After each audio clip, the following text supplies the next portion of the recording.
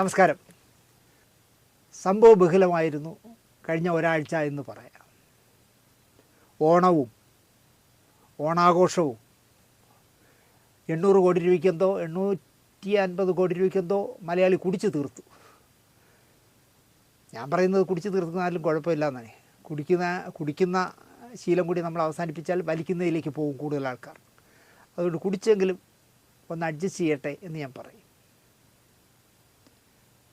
ആദ്യം നമുക്ക് മേജറിൽ നിന്ന് തന്നെ തുടങ്ങാം. ഇപ്പോൾ മേജർ രവി വന്ന് നമ്മുടെ എന്താ പറയുക ചാനലുകൾക്ക് ദിനവും വിവാദ വാർത്തകൾ അദ്ദേഹത്തിന് പറഞ്ഞില്ലേൽ ഉറക്കം കിട്ടാത്ത ഒരവസ്ഥയിലേക്ക് മാറുകയാണോ എന്ന് തോന്നുന്നു. ഒരാവശ്യമില്ലാതെ ഇഷ്യൂ ഉണ്ടാക്കുകയാണ് ഇപ്പോൾ മേജറുടെ പ്രധാന പരിപാടി. ഒരു പട്ടാളക്കാരൻ്റെ ലെവലിൽ നിന്നിരുന്നെങ്കിൽ അദ്ദേഹത്തെ ആ ബഹുമാനത്തോടെ മലയാളി കണ്ടേനെ. ഉദാഹരണത്തിന് കഴിഞ്ഞ വാരം മരിച്ച എയർ കമാൻഡർ MK ചന്ദ്രശേഖർ, നമ്മുടെ BJPയുടെ സംസ്ഥാന അധ്യക്ഷനായ രാജീവ് ചന്ദ്രശേഖറിൻ്റെ അച്ഛൻ, 94 വയസ്സ് വരെ അന്തസ്സായി ജീവിച്ചിട്ട് അദ്ദേഹം മടങ്ങി. വ്യോമസേനയുടെ പ്രസിദ്ധമായ ഡക്കോട്ട വിമാനം വർഷങ്ങളോളം പറത്തിയ പൈലറ്റാണ് ചന്ദ്രശേഖർ. വ്യോമസേനയിൽ 13,000 മണിക്കൂർ വിമാനം പറത്തിയ വൈമാനികനുമാണ് ചന്ദ്രശേഖർ. വിശിഷ്ട സേവാ മെഡൽ, വായുസേനാ മെഡൽ അടക്കം ഒരുപാട് മെഡലുകൾ നേടിയ, അവാർഡുകൾ നേടിയ, പുരസ്കാരങ്ങൾ നേടിയ മനുഷ്യനായിരുന്നു. രാജേഷ് പൈലറ്റ് അടക്കമുള്ള ആൾക്കാരെ പരിശീലിപ്പിച്ച ഉദ്യോഗസ്ഥനാണ്. യുദ്ധമുഖത്ത് വർഷങ്ങളോളം ഡക്കോട്ട പറത്തിയ ആൾ. കാരണം നമ്മുടെ കാശ്മീരിൻ്റെയൊക്കെ ബോർഡറിൽ അല്ലെങ്കിൽ ഇൻഡോ ചൈന, ഇൻഡോ പാക് യുദ്ധമൊക്കെ നടക്കുമ്പോൾ ബോർഡറിലേക്ക് പട്ടാളക്കാരെയും അവർക്ക് വേണ്ട ആയുധങ്ങളും ഭക്ഷണവും ഒക്കെ എത്തിച്ചിരുന്ന വിമാനം പറത്തിയ ആളായിരുന്നു. ഞാനൊരു ഭയങ്കര സംഭവമായിരുന്നെന്നോ വ്യോമസേന തന്നെ എൻ്റെ കാൽ കീഴിൽ ആയിരുന്നുവെന്നോ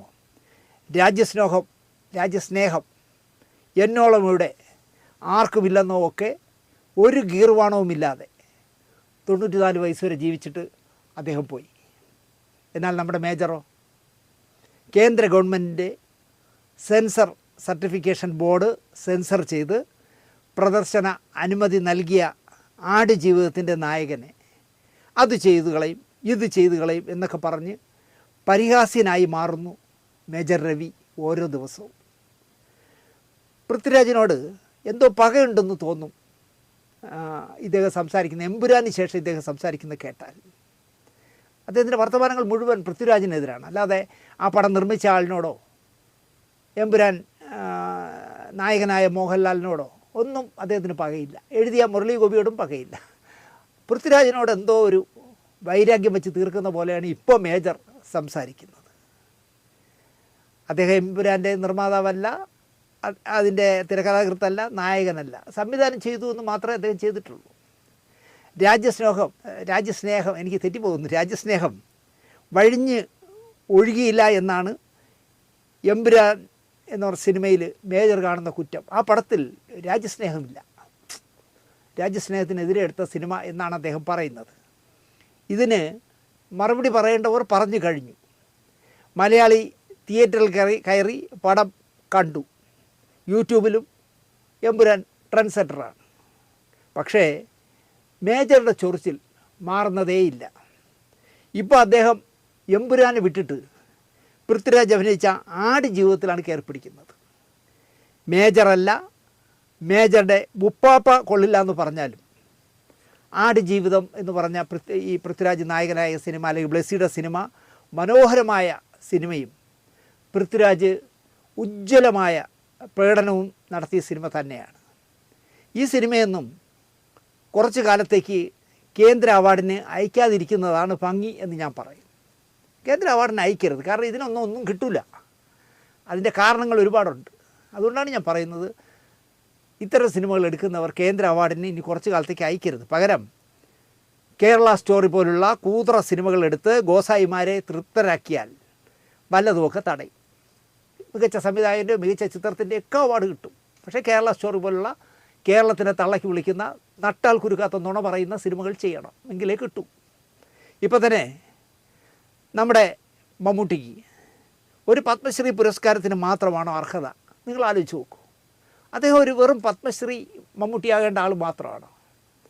സേതുമാധവ് സാറിനെയും ദേവരാജൻ മാഷിനെയും പോലുള്ള ജീനിയസുകൾക്ക് കിട്ടാത്ത അല്ലെങ്കിൽ കിട്ടാതെ പോയ പത്മശ്രീയെങ്കിലും ഇപ്പോൾ ഭരിക്കുന്നവർ വരും മുമ്പ് മമ്മൂട്ടിക്ക് കിട്ടിയല്ലോ എന്ന് മമ്മൂട്ടിക്കും മമ്മൂക്കയെ ഇഷ്ടപ്പെടുന്നവർക്കും ആശ്വസിക്കാം. അങ്ങനെ ഞാൻ പറയുന്നുള്ളൂ. നിങ്ങൾ ആലോചിച്ച് നോക്കിയാൽ മധു സാർ ഒരു പത്മശ്രീയിൽ ഒതുക്കുന്നേ. കാരണം കാല് പിടിക്കുന്നവനും അപ്പ കാണുന്നവനും അപ്പ എന്ന് വിളിക്കുന്നവർക്കൊക്കെ കൊടുക്കുള്ളൂ ഈ രാജ്യസ്നേഹ പുരസ്കാരം. അത് പോട്ടെ, ആടുജീവിതത്തിൽ മെലിഞ്ഞെന്നോ താടി വെച്ചെന്നോ പറഞ്ഞ് അവാർഡ് കൊടുക്കാൻ പറ്റില്ല എന്നാണ് മേജറുടെ പുതിയ ഒരു ഡയലോഗ്. പുതിയ കാച്ചിലതാണ്. ശരീരം മെലിയിച്ച് കഥാപാത്രത്തിന് വേണ്ടി അഭിനയിച്ചു എന്നോ താടി വളർത്തിയെന്നോ പറഞ്ഞാൽ അവാർഡ് കൊടുക്കാൻ പറ്റില്ല. ഇയാൾ എങ്ങനെ സംവിധായകനായി എന്നാണ് ഞാൻ ആലോചിക്കുന്നത്. ആടുജീവിതം എന്ന പടത്തിൽ താടി വളർത്തിയതുകൊണ്ടും ശരീരം മെലിഞ്ഞതുകൊണ്ടാണോ പൃഥ്വിരാജ് നല്ല നടനാവേണ്ടത്? അയാൾ അങ്ങനെയാണോ ആ വേഷം ചെയ്തിരിക്കുന്നത്? കൊടുക്കാൻ പറ്റില്ല എന്ന് പറയാൻ ഈ മേജർ കേന്ദ്ര വാർത്താ പ്രക്ഷേപണ മന്ത്രിയല്ല. എങ്കിൽ ശരി, വാർത്താ പ്രക്ഷേപണ വകുപ്പ് മന്ത്രി എന്നുള്ള നിലയ്ക്ക് ആധികാരികമായി സാറേ സംസാരിക്കാം. NFDCയുടെ നാഷണൽ ഫിലിം ഡെവലപ്മെൻറ്റ് കോർപ്പറേഷൻ്റെ തലവനും അല്ല. അവാർഡ് നിർണയ ജൂറി ചെയർമാൻ പോയിട്ട് മെമ്പർ പോലും അല്ല. രാജ്യസഭയിലോ ലോക്സഭയിലോ ഒരു മെമ്പറും അല്ല ഇദ്ദേഹം. പക്ഷേ അവാർഡ് കൊടുക്കാൻ പറ്റില്ല എന്നൊക്കെ കക്ഷി ഉറപ്പിച്ച് പറയുന്നു. കാരണം ഈ അവാർഡ് കൊടുക്കുന്നത് അദ്ദേഹത്തിൻ്റെ കുടുംബത്തിൽ നിന്ന് എടുത്ത് കൊടുക്കും പോലെയാണ് അദ്ദേഹം പറയുന്നത്. നമ്മൾ നോക്കുമ്പോൾ ആടുജീവിതം ആയിരിക്കും അത്രയും മികച്ചത് അദ്ദേഹം പറയുക. നമ്മൾ കാണാത്ത പടങ്ങളും ആർട്ടിസ്റ്റുകളും ഇന്ത്യയിൽ വേറെ ഉണ്ടെന്നുള്ള രഹസ്യം നമ്മളെ ഈ മേജർ കണ്ടുപിടിച്ചിരിക്കുകയാണ്. അതുകൊണ്ടാണ് നിങ്ങൾക്ക് ഈ ആടുജീവിതമാണ് മനോഹരമായ ഇന്ത്യയിൽ നിർമ്മിച്ച സിനിമ എന്ന് തോന്നുന്നതെന്നാണ് അദ്ദേഹം പറയുന്നത്. ഇവിടെ ഒരു കാര്യം പറയാം.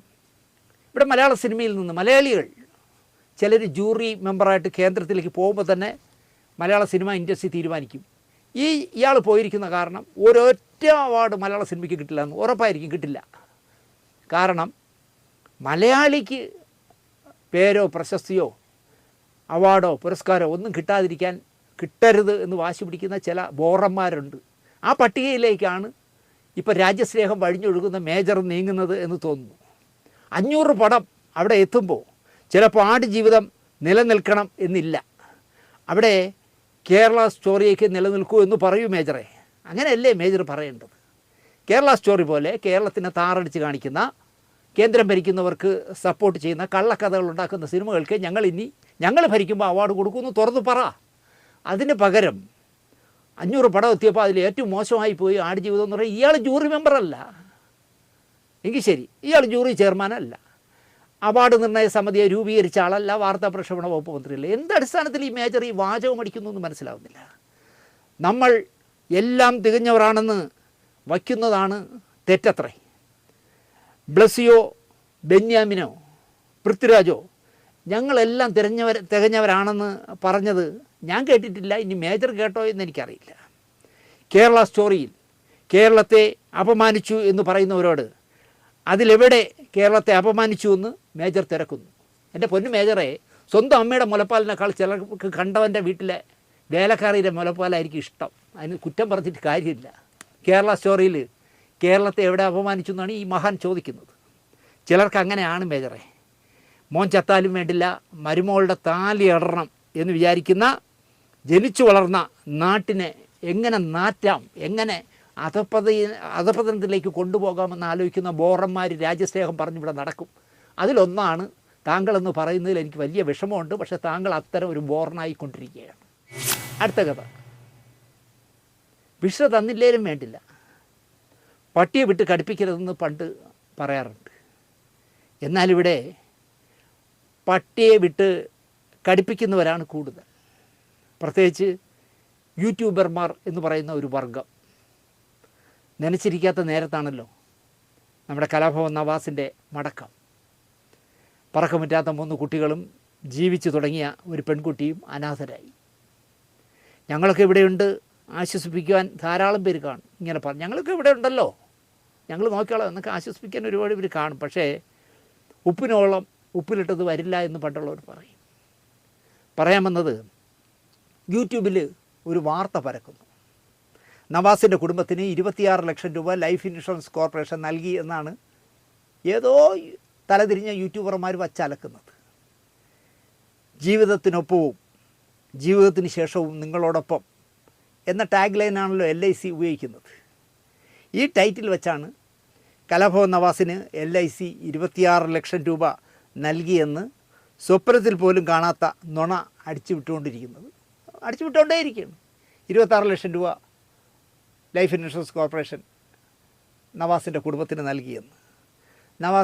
നവാസിൻ്റെ ജ്യേഷ്ഠൻ നിയാസ് പറയുന്നത്, ഞങ്ങളൊന്നിനും വയ്യാത്ത സാഹചര്യത്തിലാണ് ഇപ്പോൾ. ഇങ്ങനെയൊരു 26 ലക്ഷം ഞങ്ങൾക്ക് കിട്ടിയത് വാട്സാപ്പിലൂടെ മാത്രമാണ് ഞങ്ങൾ അറിഞ്ഞത്.